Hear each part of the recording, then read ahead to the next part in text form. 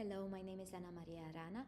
As a teacher leader and instructional coach, I participated in many professional development opportunities over the years.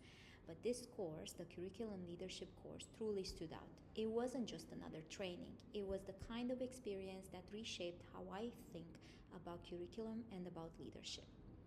From the very first session, the course made me think differently about how we approach curriculum.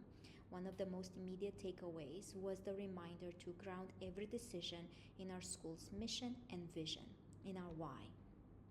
That perspective helped me quickly reframe conversations with colleagues about curriculum choices, making sure that we are not just talking about the what to teach, but also why does it matter for our students.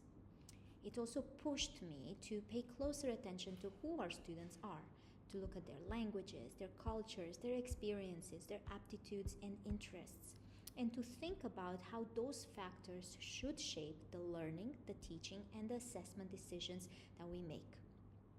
Even small shifts like naming our assumptions about curriculum, questioning whether our content is inclusive and representative when we review units and lesson plans were things that I could apply right away.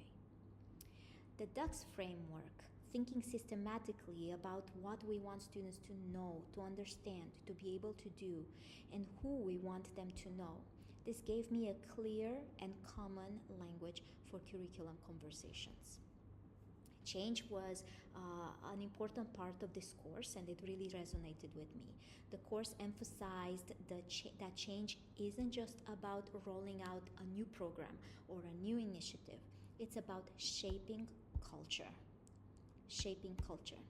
We explored Cotter's steps for leading change and also looked at practical tools like RAPID and RASI to clarify decision-making roles and responsibilities for decision-making. What stood out to me again was the reminder that sustainable change requires persistency, clarity, and time. It cannot be treated like a quick fix. And this really resonated with me because in my current role, I stepped into a situation where a significant change had to be made. This was announced pretty quickly and the implementation was really fast. While the shift was research-based and ultimately beneficial for students, it wasn't handled as a culture change process. As a result, morale suffered and the implementation didn't land as planned. Through the lens of the course, I can now see exactly why the experience was so difficult and what went wrong. The change wasn't framed as part of our shared mission and long-term vision. It wasn't followed by structured dialogue or support to those involved. The course gave me a roadmap for how I might approach a similar situation differently, starting with purpose, involving key voices early, and being transparent about how decisions are made. The shift from top-down directive to collaborative culture shaping leadership is one of the most powerful lessons I took from this course. Finally, the emphasis on equity and inclusion, conducting curriculum audits to examine representation, bias, and voice was both challenging and inspiring. It highlighted how deeply curriculum is tied to identity and belonging for our students. The course is uniquely relevant for those of us working in international schools. Our communities are diverse by nature, linguistically, culturally, and even academically. So the course acknowledges the complexities of international schools, multiple pathways, varied expectations, and the need for curriculum coherence across disciplines. The course connected global perspective while still giving participants tools that they can adapt and implement locally in their local context. I chose to be an ambassador because I believe this course has the power to shift the way schools think about curriculum leadership.